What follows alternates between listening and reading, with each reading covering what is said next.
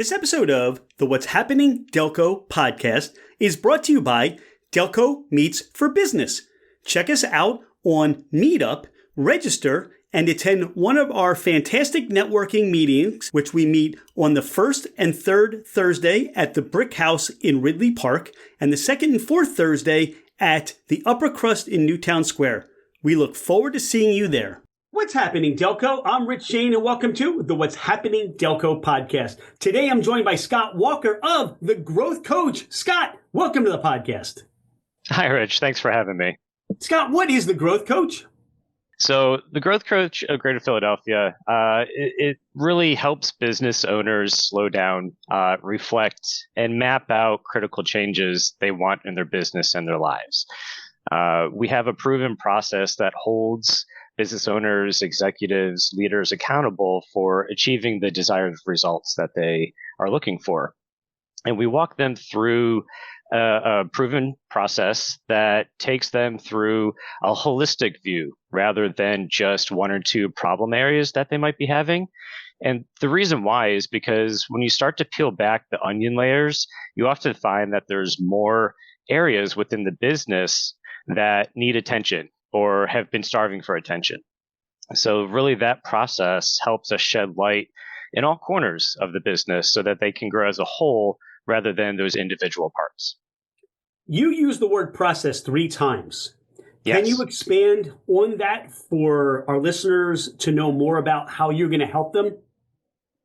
Absolutely. So what that basically looks like is, think of a wheel, okay? So it's a consistent process that's maybe not the same for every 2 individuals, okay, two businesses, but we walk through the same program or process.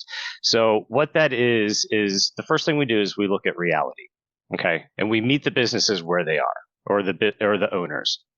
So we look at what the reality is. We help them identify what it is they are as a business, what they think they are as a business, and what they hope in their dreams are as a business. And so that's a reflective process. So they gain a bit more knowledge about themselves. At that point, we start gaining more knowledge about who they are, what makes them successful, what are some things that work well for them, what are some areas that they need assistance with. And so we try to find alignment with that. And usually what that ends up that leads into are the relationships that they are building, whether they're with their long-term clients. Do they have partners? What are their relationships like with their employees and their community members? So we take a look at the strategies and how to build those relationships, both internally and externally to the business.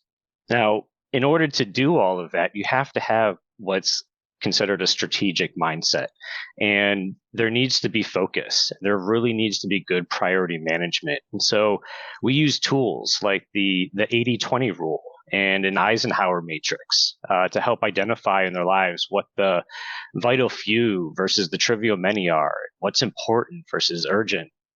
And really what that culminates into is setting strategic goals, setting smart goals for themselves and for the business, because we take that holistic approach both as the individual, but also as the business. But that change can't happen overnight. So it's important to identify what those visions are and set short-term goals so that they can achieve them. And that's really what the process looks like in a nutshell. And it's rooted in that strategic mindset of honest reflection.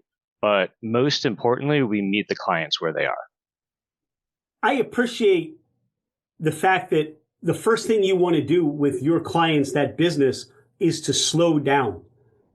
We are focused so much on our day-to-day, our business, that for many, the end of the day comes and there's no time to reflect. There's no time to reflect on the day, the work that was done, the mindset of that work. And I think the first thing you're doing is let's slow down.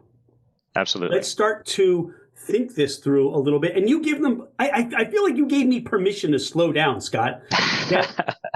Sometimes we need that permission, and then you start to build this plan out.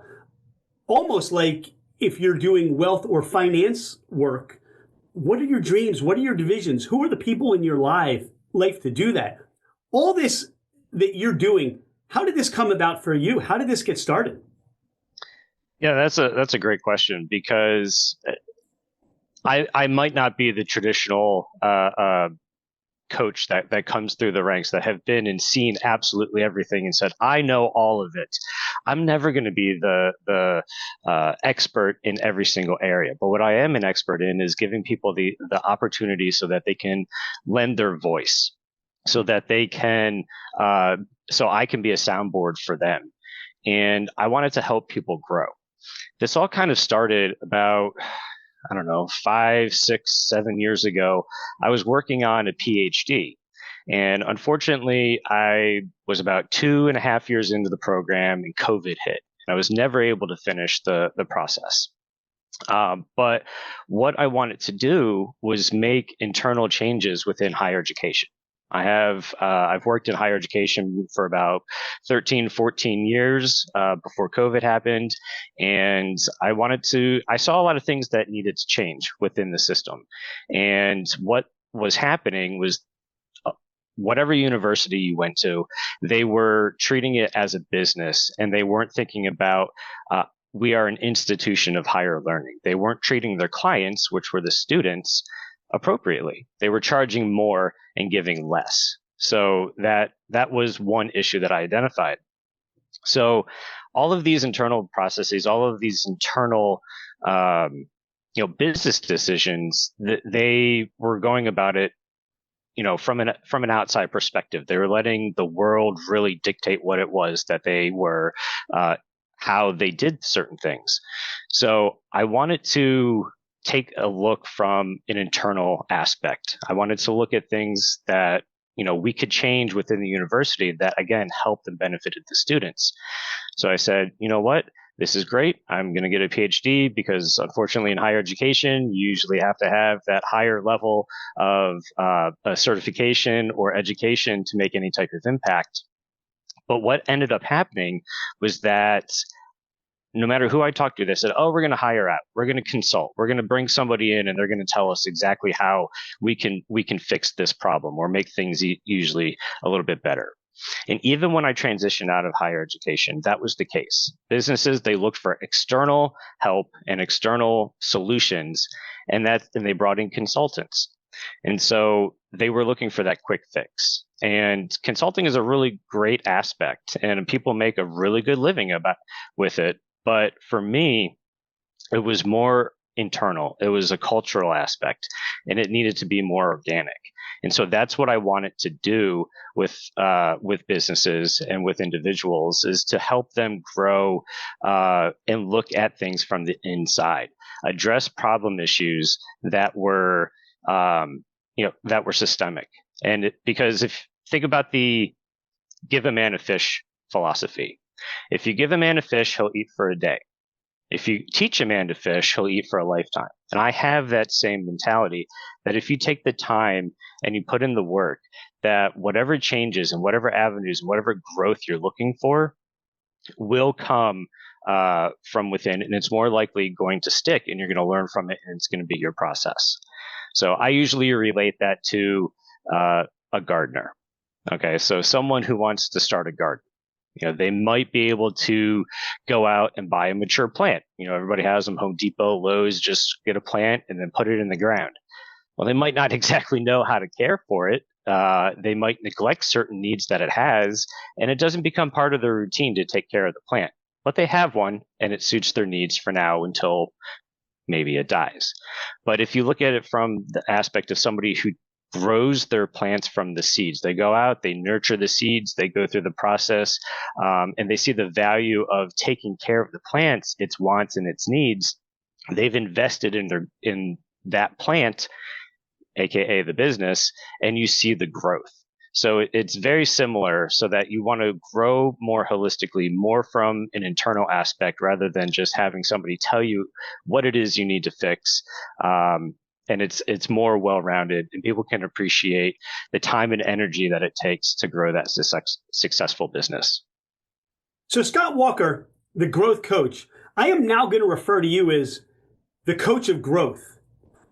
Because really, a lot of what you shared there was that when you think about what we need in our lives, whether it's your business or anything, you can go out and get a personal trainer and they're going to help you achieve those goals as you pointed out.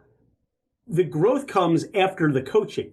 The growth comes after that recognition that you provide, the skills, the things that you've learned that you can now impart that we can't see. We don't know because A, we haven't slowed down, or B, we can't always walk around with a mirror or a video camera showing what we do day to day and week to week. For those that are saying, you know what, this is what I need, how did they get started with you?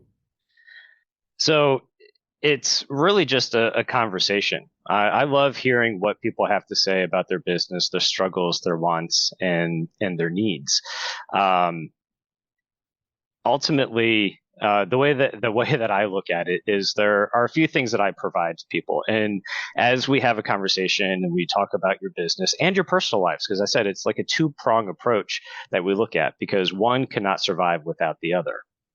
So as we talk, like we said, we start facing that reality and we give them that perspective. Okay, with the perspective of who they are, what their wants are with their business. As we go through, we start having more and more conversations. Okay, it really is no quick fix. I'm not going to have an answer for all of the things that are going on in one session. So we'll have multiple conversations. And that actually turns into me being more of a soundboard for a lot of people. A lot of owners, executives, they need to vent, they need to get things off their chest. And that's who I want to be for a lot of individuals, to listen to their crazy ideas, which may work for them, but let's be strategic about how we might implement them. But I think the biggest thing that people are looking for when they either want a coach or they're looking for any type of growth within their business is accountability. And I think that's something as a coach that we bring.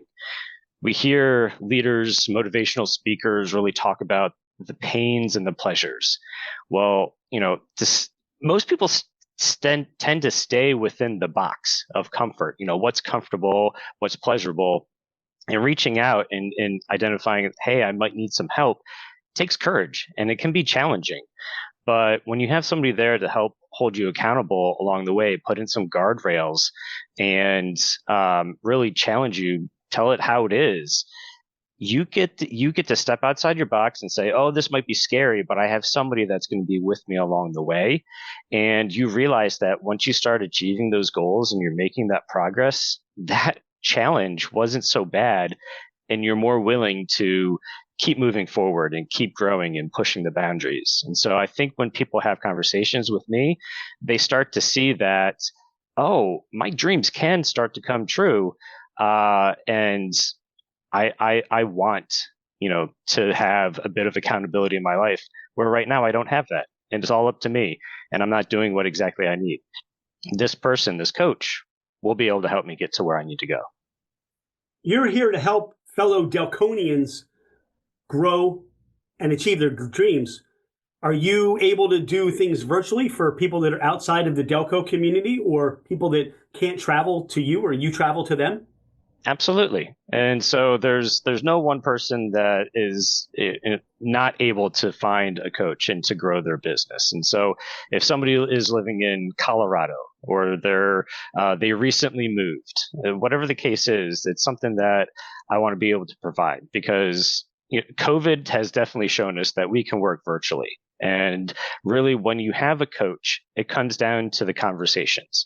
It's getting on the phone if you're not able to meet in person, because we all know face-to-face and networking, it brings a sense of community. But if that's not fully possible, it's just getting on the phone, getting on Zoom, and talking it out, having that conversation. It's just like a phone call. And I can do it via phone call, Zoom, in person, with groups. All are on the table, and each dynamic brings a different perspective. And so what we're able to do in person with a whiteboard and on a flip chart, we can do online with whiteboards. It's the same kind of material, just in a different medium. You motivate, you inspire. Who motivates and inspires you, Scott? Wow, that's a really good question. So people that that motivate me are individuals that just want to listen. And so it's not to say that I mimic them, but it's part of my personality. And so a lot of great leaders, a lot of great motivators, mentors, they hear the problems and they understand and have empathy for what's going on. And it's, again, not somebody that has all of the answers, but will be that soundboard for them. Throughout my career, I've worked in many different industries, whether it's in higher education, as I mentioned, IT, manufacturing, retail, all of those different areas. You've had different leaders, you've had different bosses, but the ones that I'm still connected with, they took the time to sit down with me and help me in certain issues and to listen to what was going on. And that to me makes a great mentor. And so a lot of my personal mentors are supervisors that I've worked with in the past and I still talk with today. So it's not some big giant celebrity, but it's more local. It's the people that take the time and invest in you that I find as a personal mentor is fantastic, and that's what I want to do for all of the surrounding Philadelphia area and beyond. How do people find you? How do they connect with you? So you can find me on Facebook and LinkedIn under the Growth Coach of Greater Philadelphia. You can also check out my website at thegrowthcoach.com/greater-Philadelphia. You're out and about and you have a cheesesteak craving. Where are you going for cheesesteak? Oh, that's a hard one. As I get older, I find that cheesesteaks and my stomach don't always align. So it's been a while since I've had a cheesesteak. But if I were to go out down the road from me, I have not tried them, but they really look delicious. It's called Prime Steaks. It's on McDade Boulevard. I haven't tried them. They're a newer establishment.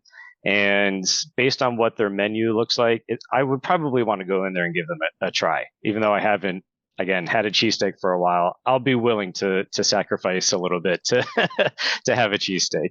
If they're listening, they may need a coach. You may need a cheesesteak. It's a marriage made in gastronomy. There it is. There it is. Or gastronomy, as I should probably say. Gastronomy. Yeah, it was right there on the table. How about a pizza craving? And you need to satisfy that pizza craving. Where are you going?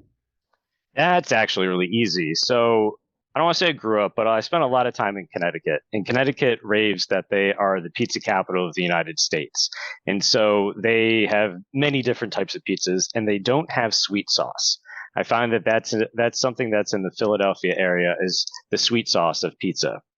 So to find a restaurant that doesn't have sweet sauce is a challenge. But I found that Little Anthony's in Media is phenomenal. It's the closest thing to a Connecticut-style pizza that I could think of, and they give you really good portions for a really good price. You're the second guest to mention a Connecticut-style pizza, and I had not heard of this before.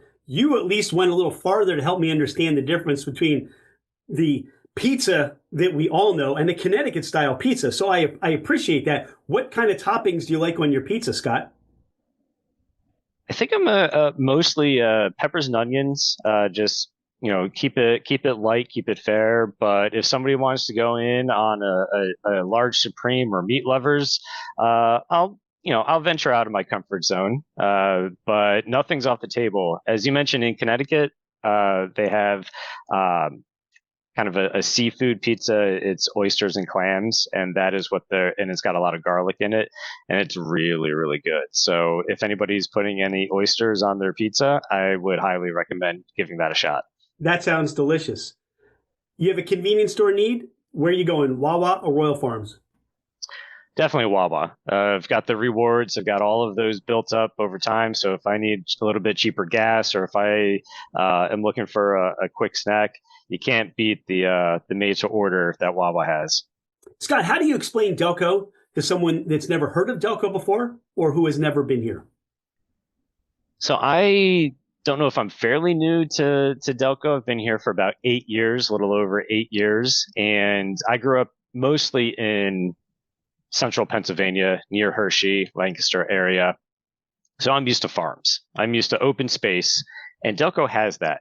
And there's a lot of different geography, but there's also a lot of different people here as well. There's a lot of different entertainment, different venues and open spaces. So if you're looking for different shopping districts, rural areas, getting into the environment, Delco kind of has it all. And so it's okay to ask somebody, hey, where can I find this? Where can I go for, good live entertainment? Delco has basically everything that you're looking for in a small geographic region. That's how I'd explain Delco to somebody. All right, everything you're looking for. You have friends or family coming in from out of town and you want to give them or take them to that Delco experience. Where are you sending them or where are you taking them? Ooh, that's a really good question. Because I am I'm a wilderness guy. I've been a whitewater guide in the Poconos for, this would be my, 18th, 19th year. I love the outdoors. And so if I'm bringing in somebody, we're probably going to hit Ridley Creek State Park. Lots of good hiking trails, really good fishing that's out there as well.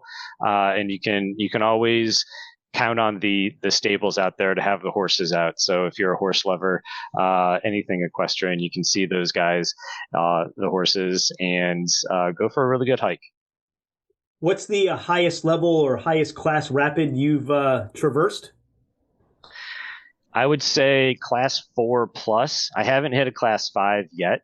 The Lehigh River in the Poconos is only going up to about 3 plus, even on, cold winter, snow melt, rainy days.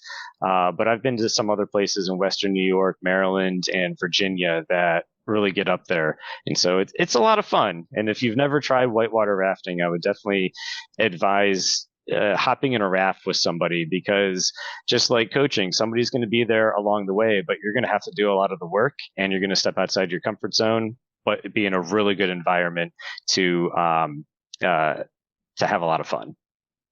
Scott, is there anything we haven't talked about today on the podcast? Anything you want listeners to know more about you or more about the growth coach of Greater Philadelphia? I think we covered a lot. I'm really excited to have our business in the area and help the local community and grow their business, because as we mentioned, Delco has a lot going on for it. And there's a lot of businesses that are out there. And so if you just need someone to talk to, if you have a question on your mind, I'd love to listen. I'd love to see where it is that you're going. And it's always been a passion of mine to help people achieve their dreams, transition from point A to point B, and get to the goals that they're looking for. But most importantly, it's the journey that gets you there, kind of like whitewater rafting. You have the start and the end, but the fun stuff's really in the middle. So that's who the growth coach is, and that's who I am. Scott Walker, the growth coach, the coach of growth. Thanks for spending some time today on the What's Happening Delco podcast. Grateful for that time and learning more about you. We can't see you out and about in the Delco community worldwide, helping people grow and build and achieve their dreams and goals. So thanks, Scott, for today, and we look forward to seeing you at the next Delco Meets for Business. Thanks, Rich. Thanks for having me. Hey, it's Rich. Thank you so much for being a listener to the What's Happening Delco podcast. I appreciate you taking the time out of your day to learn more about the people and businesses in our community.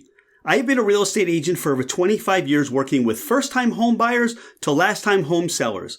As a listener of the podcast, my gift to you is a complimentary 1-year American Home Shield home warranty. This is for buyers and sellers that I help. If you're looking to move anywhere in the United States, I have you covered with an amazing network of real estate agents. I look forward to hearing from you. My direct line is 215-313-3777, or you can email me at rshaneremax@comcast.net. Oh, by the way, I am never too busy for any of your referrals.